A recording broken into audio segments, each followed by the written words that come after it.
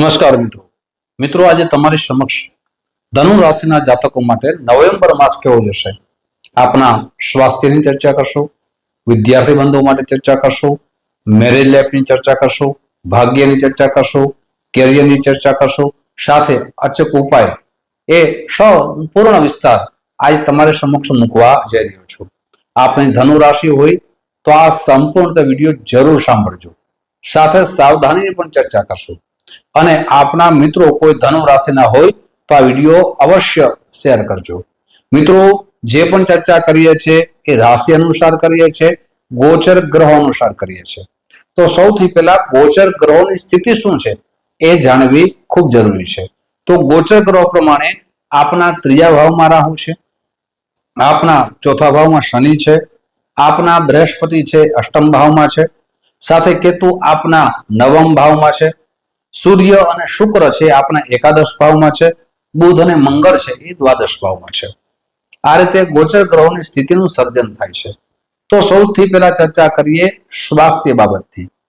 તો આપના રાશિ સ્વામી બૃહસ્પતિ છે, બૃહસ્પતિ છે અષ્ટમ ભાવમાં છે, ઉચ્ચ રાશિમાં છે, પણ જોઈએ તો અહીંયા શનિની પનોતી પણ ચાલુ છે।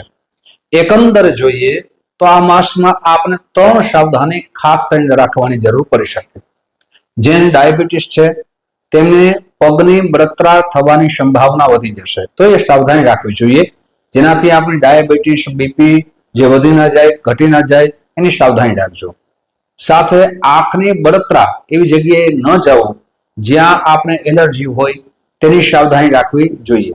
અને ત્રીજી, ખાવામાં આપ યાત્રામાં જાઓ, મુસાફરીમાં જાઓ, ખાવામાં ખાસ કરીને ધ્યાન આપજો, જેનાથી આપણે અપચો ન થાય।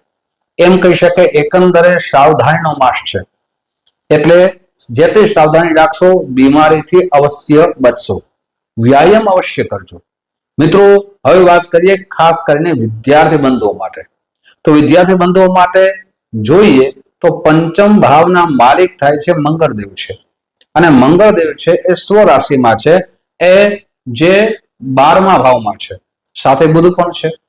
તો વિદ્યાર્થી બંધુઓ માટે આવતી જે પણ પરીક્ષા છે એ પરીક્ષામાં ખૂબ જ મહેનત કરવાની જરૂર પડી શકે। એ મહેનતનું પરિણામ દેખાશે, પણ આપને મન ચંચળ પણ થઈ શકે। સ્વરાશિમાં છે એટલે આપને દૂરની કોઈ પરીક્ષામાં જવું પડે, તેની સાવધાની રાખવી પડે, પછી વિદેશમાં કોઈ પરીક્ષા દેવા માટે જવું પડે, અથવા ભારતની કોઈ પણ આપ જ્યાં રહેતા હોય, જ્યાં પરીક્ષા દેતા હોય ત્યાંથી દૂર જવાની સંભાવના વધી જાય છે। આપને યાત્રા અને મુસાફરીથી લાભ થઈ શકે અને દૂરની પરીક્ષાથી પણ લાભ થઈ શકે છે। મિત્રો હવે ચર્ચા કરીએ મેરેજ લાઈફની, કે આપનું મેરેજ લાઈફ, લગ્ન જીવન, દાંપત્ય જીવન કેવું જશે। પણ તે પહેલા એક નમ્ર પ્રાર્થના છે, મારા નવા મિત્રો આ વિડીયો જોઈ રહ્યા છો, મિત્રો આ વિડીયો તમને ગમે તો જરૂર લાઈક કરજો, તમારા મિત્રોમાં શેર કરજો। સાથે મિત્રો પેલા હું કહી ગયું કે આ જે પણ ચર્ચા કરીએ છીએ ગોચર ગ્રહ અને રાશિ અનુસાર કરીએ છીએ। ઘણા બધા મિત્રો કોમેન્ટ બોક્સમાં લખે છે કે અમારા જીવનમાં તમે કહો છો એનું ફળ મળે છે, નથી પણ મળતું। તો એનું મુખ્ય કારણ એ છે કે આપના જન્મ ગ્રહો જો શુભ સ્થિતિમાં હોય તો આપણે શુભ ફળની પ્રાપ્તિ થાય, પણ આપના જન્મ ગ્રહો અશુભ સ્થિતિમાં હોય તો અશુભ ફળની પ્રાપ્તિ થાય।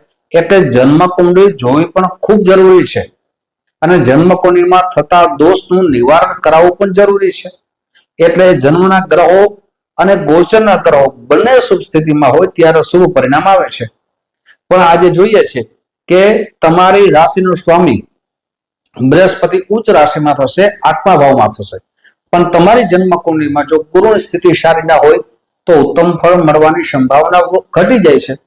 એટલે જન્મના ગ્રહો પણ જોવા જરૂરી છે। ઘણા બધા મિત્રોના અમને કોલ આવે છે, SMS આવે છે કે અમારે જન્મ કુંડળી બતાવી છે, શું પદ્ધતિ છે। અહીં નંબર દેવામાં આવ્યા છે, વોટ્સઅપ નંબર છે, એમાં આપનું નામ, જન્મ તારીખ, જન્મ સમય, જન્મ સ્થળ બધું લખીને મોકલી દેશો, સુનિશ્ચિત દક્ષિણા મોકલી દેશો, પછી આપને સમય દેવામાં આવશે, એ સમયે કોલ કરશો એટલે કુંડળી વિશે ચર્ચા કરવામાં આવશે। તમારી કુંડળી પ્રમાણે શાસ્ત્રોક્ત ઉપાય બતાવવામાં આવશે, સરળ ઉપાય બતાવવામાં આવશે।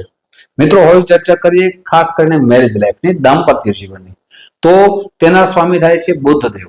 બુધદેવ છે 12મા સ્થાનમાં છે, મંગળની રાશિમાં છે, મંગળ યુતિ કરે છે, તો વાદ વિવાદ બની શકે છે। એટલે ક્રોધ ઉપર કંટ્રોલ રાખવો, સ્વભાવ ઉપર કંટ્રોલ રાખવો અને જીદની પ્રકૃતિ છોડી દેવી. આપ જેટલી જીદની પ્રકૃતિ કરશો, એકબીજાને સમજવામાં ભૂલ કરશો તો વિવાદ વધારે વધી શકે છે.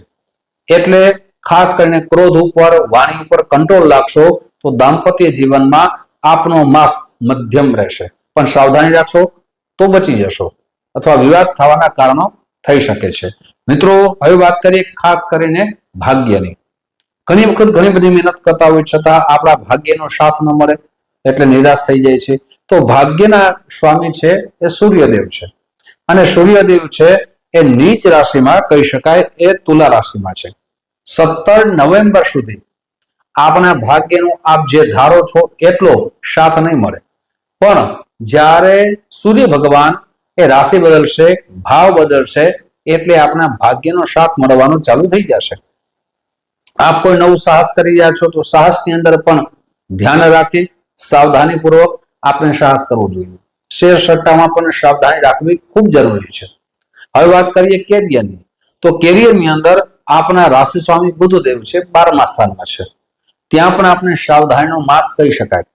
આપના સહકર્મચારી સાથે કોઈ પણ પ્રકારના વિવાદમાં ન પડવું જોઈએ. સાથે આપના બોસ સાથે કોઈ પણ પ્રકારના વિવાદ ના પડવું જોઈએ.